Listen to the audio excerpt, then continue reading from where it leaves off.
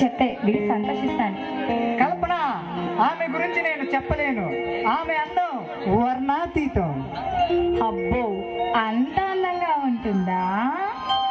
కల్పన అందమే కాదు, ఆమె మనసు కూడా చాలా విశాలమైనది.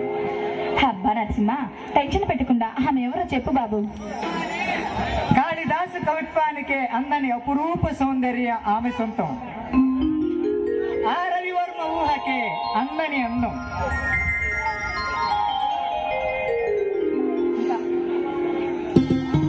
ఆమె సోయగాల యువరాణి, నా ఊహల సుందరి.